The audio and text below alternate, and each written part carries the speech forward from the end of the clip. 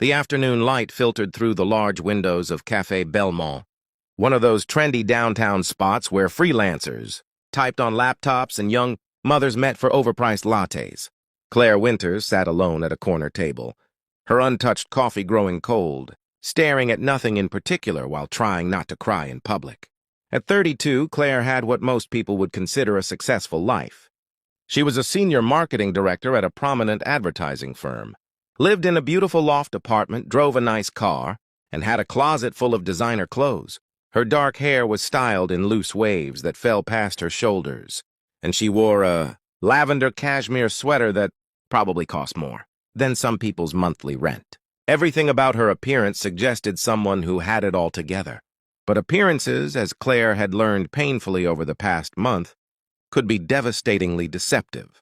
4 weeks ago, her fiancé Marcus had called off their wedding 3 months before the date, after she'd already sent out invitations, booked the venue, ordered the dress. His reason? He'd fallen in love with someone else. A co-worker, someone he'd been seeing for the past 6 months while Claire had been planning their future. The betrayal had shattered something fundamental inside her. But worse than the heartbreak was the realization that she'd been so focused on building her career, on achieving success, that she'd failed to notice she was losing the person she thought she'd spend her life with. She'd worked late nights, taken weekend business trips, prioritized client meetings over date nights, and Marcus had found someone else. Now sitting in this cafe on a Wednesday afternoon, having finally taken the mental health day her boss had been urging her to take, Claire felt hollowed, out, empty, lost. She didn't know who she was without her career to define her, and she'd lost the relationship she'd thought would be her anchor. "You look sad, Princess." The small voice broke through Claire's spiral of thoughts. She looked up to find a little girl standing beside her table, perhaps 4 years old, with a mass of curly brown hair pulled into 2 small pigtails. The child wore a coral-colored sweater and had the kind of direct, unfiltered gaze that only small children possess. "I'm sorry," Claire said, trying to pull herself together.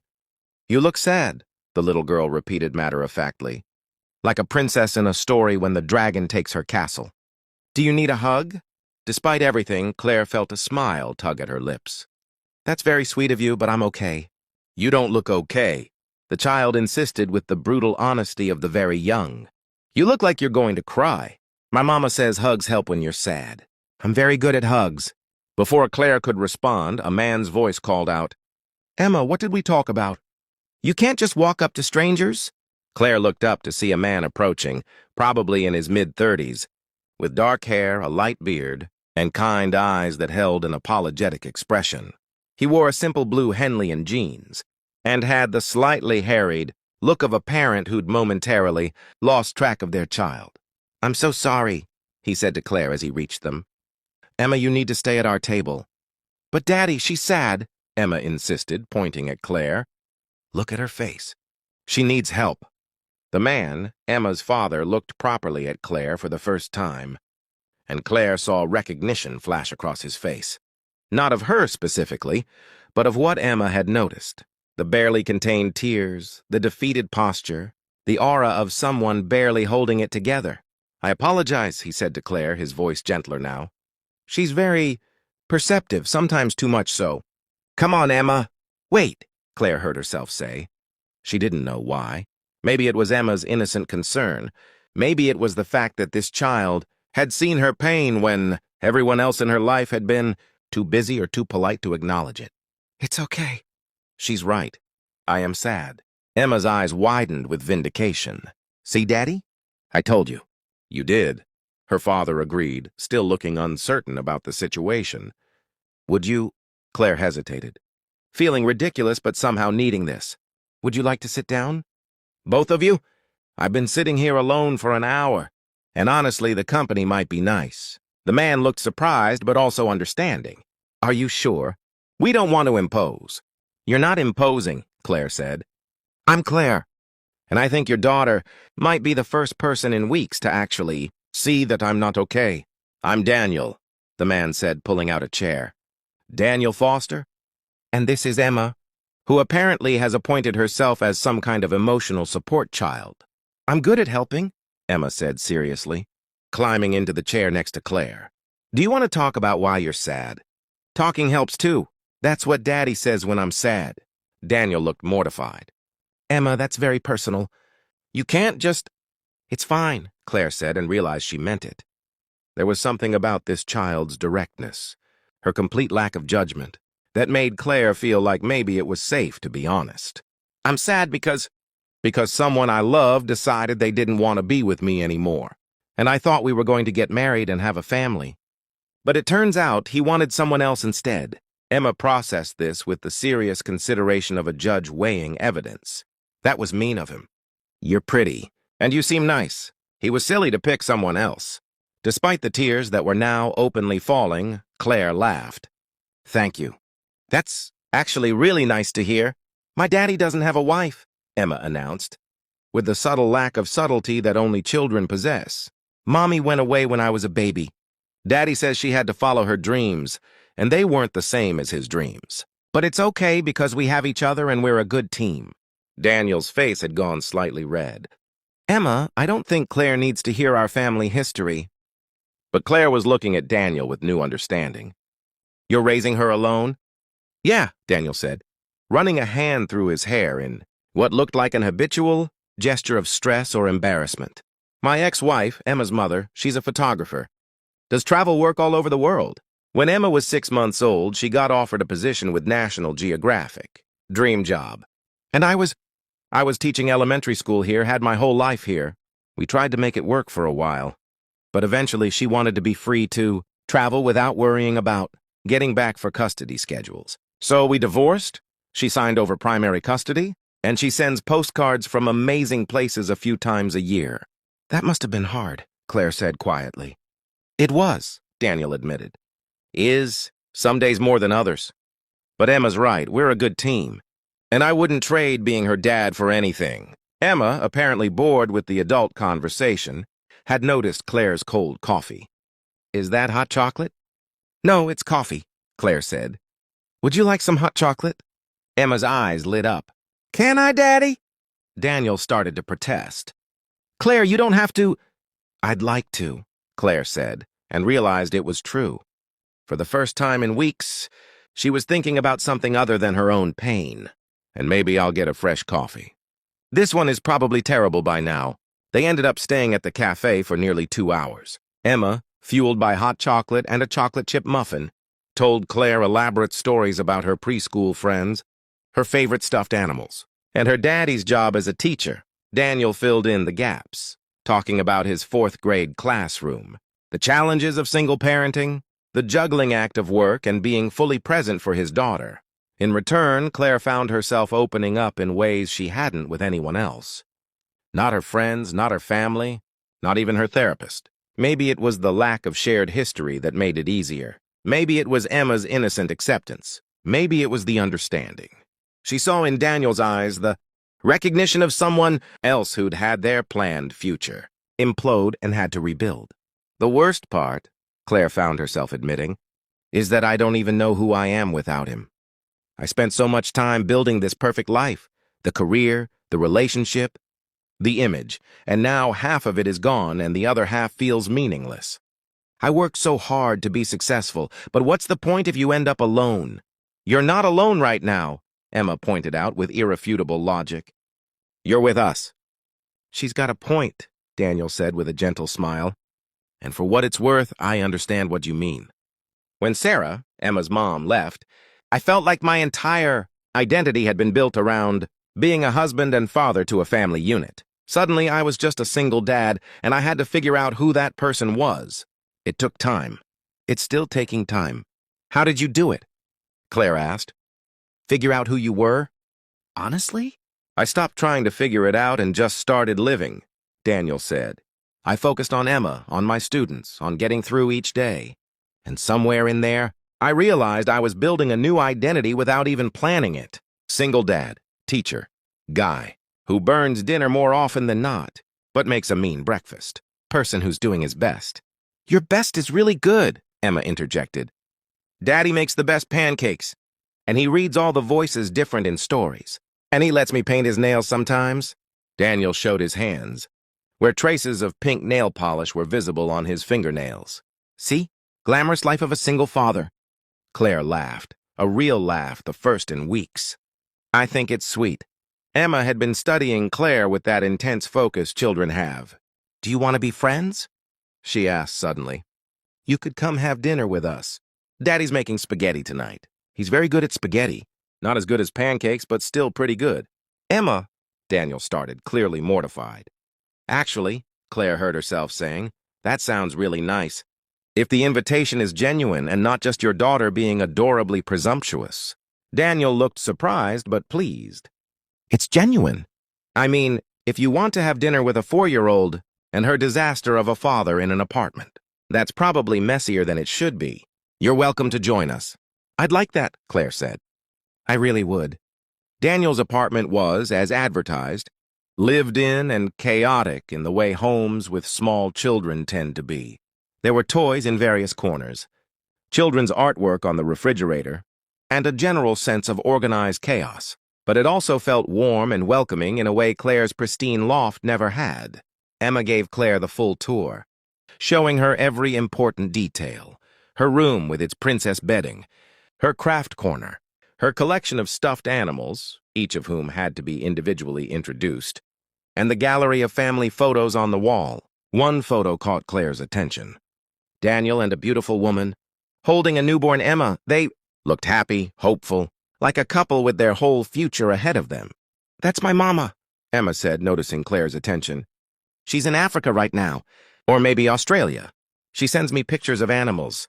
"She's very beautiful," Claire said. "Daddy says I have her eyes," Emma said matter-of-factly. "But I have his nose, and his laugh, and his love of books." Daniel appeared in the doorway.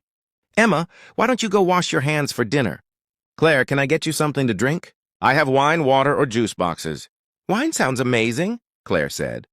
In the kitchen, as Daniel finished making spaghetti and Claire set the table, at Emma's insistence, because guests help, that's what good friends do, Claire found herself relaxing in a way she hadn't in months.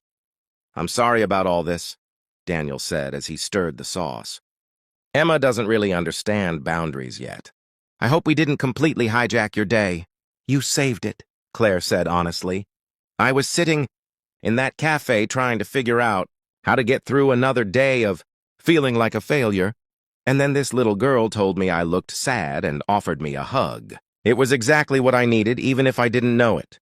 "She has a gift for that," Daniel said fondly. "Seeing what people need. Her preschool teacher says she's going to be either a therapist or a cult leader." Claire laughed. "I'm rooting for therapist." Dinner was chaotic and lovely. Emma dominated the conversation, telling stories that went nowhere and everywhere, asking questions that ranged from the philosophical, "Why is the sky blue?" "Do fish get thirsty?" to the deeply personal, "Why don't you have a husband? Are you going to be lonely forever?" Daniel repeatedly apologized for his daughter's lack of filter, but Claire found she didn't mind. There was something refreshing about Emma's honesty, her complete lack of pretense. After dinner, Emma insisted Claire stay for a story. They all ended up on Emma's bed, Emma in the middle, Claire and Daniel on either side, while Daniel read from a well-worn book about a princess who saved herself. "I like this story," Emma said sleepily. "The princess doesn't need a prince. She has herself, and that's enough." "It is enough," Claire agreed, watching Emma's eyes grow heavy. "Being enough all by yourself is actually pretty powerful. But it's also okay to have friends," Emma murmured, "and to let people help you. That's what Daddy says. You're strong enough to do it alone, but you're also strong enough to ask for help." By the time the story ended, Emma was asleep. Daniel carefully extracted himself and gestured for Claire to follow him out. In the living room, with 2 glasses of wine, they settled on opposite ends of the couch. "Thank you for dinner," Claire said. "And for today. For seeing a stranger falling apart and not just walking away." "Emma saw you," Daniel said. "I just followed her lead. She's got better instincts than most adults I know." "She's an amazing kid," Claire said. "You're doing a great job with her." "Some days I'm convinced I'm screwing it all up," Daniel admitted. "Single parenting is terrifying. Every decision feels monumental. Every mistake feels like it's going to scar her for life." She seems pretty well adjusted to me, Claire observed. Happy, confident, empathetic. Those don't happen by accident. Daniel looked pleased but embarrassed. Thanks. What about you? Do you want kids someday? I thought I did, Claire said. That was part of the plan with Marcus. But now I don't know. Maybe if I ever trust anyone enough to try again. She paused. Can I ask you something? How did you know when you were ready to start dating again after your divorce? I'm not sure I am ready, Daniel admitted. It's been 3 years, and I've been on maybe 5 dates, all of which were disasters. Between work and Emma and just life, I don't have time for the whole dating game. And honestly, the idea of trying to explain my situation to someone new, to see if they can handle the reality of dating a single dad, it's exhausting. I can imagine, Claire said. Although for what it's worth, I think the right person wouldn't see Emma as a complication. They'd see her as part of the package, the best part. Daniel looked at her for a long moment. That's a nice thought. They talked until late, the conversation flowing easily between them.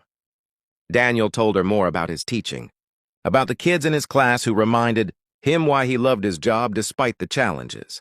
Claire told him about her career, about the creative satisfaction of a great campaign, but also about the emptiness of working for companies she didn't really believe in, selling products people didn't really need. Have you ever thought about doing something different? Daniel asked. Something that felt more meaningful? All the time, Claire admitted. But it's scary. I've built this career, this reputation. Starting over feels impossible. I thought starting over was impossible too, Daniel said. When Sarah left, I thought my life was over. But it wasn't over. It was just different. And different can be good, even when it's hard. When Claire finally left, well past midnight, Emma woke up enough to demand a goodbye hug. Will you come back? The little girl asked sleepily. You're my friend now. Friends visit each other. I'd like to come back, Claire said, looking at Daniel. If that's okay. It's more than okay, Daniel said. Actually, Emma has a dance recital next Saturday. It's probably going to be adorable chaos. If you're free, you're welcome to come. I'd love that, Claire said. Over the following weeks, Claire became a regular presence in Daniel and Emma's lives. She attended Emma's dance recital, which was indeed adorable chaos. She joined them for weekend brunches. She came over for movie nights and helped Emma with art projects that left them both covered in glitter. And slowly, without really planning it, Claire found herself healing. Not because Daniel fixed her, he didn't, couldn't, wouldn't have tried to, but because being around them reminded her what mattered, reminded her that life was more than career success and impressive appearances, reminded her that joy could be found in small moments, a child's laughter, a shared meal, honest conversation with someone who understood struggle. She also started making changes in her own life. She turned down a promotion that would have required even more hours, choosing instead to maintain work-life balance. She started volunteering with a literacy program at Daniel's school. She took up painting, something she'd loved in college but had abandoned as impractical. And she spent time with Daniel, sometimes with Emma, sometimes just the two of them after Emma was asleep. They'd talk about everything and nothing, sharing the comfortable silence that came from growing friendship. It was Emma who eventually forced the conversation they'd both been dancing around. 3 months after that first meeting in the cafe, during a Sunday afternoon at the park, Emma announced, I think you should be Daddy's girlfriend. Daniel, who'd been pushing Emma on the swing, nearly dropped the chains. Emma! What? Emma said with perfect innocence. You like Claire. Claire likes you. That's what girlfriends and boyfriends are. People who like each other. It's a bit more complicated than that, Daniel said, his face red. Why? Emma asked with the devastating logic of childhood. You smile more when Claire comes over. And you get nervous and change your shirt sometimes. That's what happens on TV when people like each other. Claire, who'd been sitting on a nearby bench, was trying not to laugh. She makes some good points. Daniel looked at her helplessly. I'm sorry. Apparently my daughter is running my love life now. Or maybe, Claire said, standing up and walking over to them, your daughter is just brave. Enough to say what we've both been thinking but have been too scared to admit. Daniel stopped pushing the swing and Emma jumped off, immediately running to the slide and giving them a moment of privacy. Have you been thinking it? Daniel asked quietly. Because I have. For a while now, but I didn't want to presume, and I didn't want to risk the friendship we've built. And I definitely didn't want you to feel obligated because you've gotten attached to Emma. I'm not with you because of Emma, Claire said. I'm with you because somewhere between that first dinner and now I fell.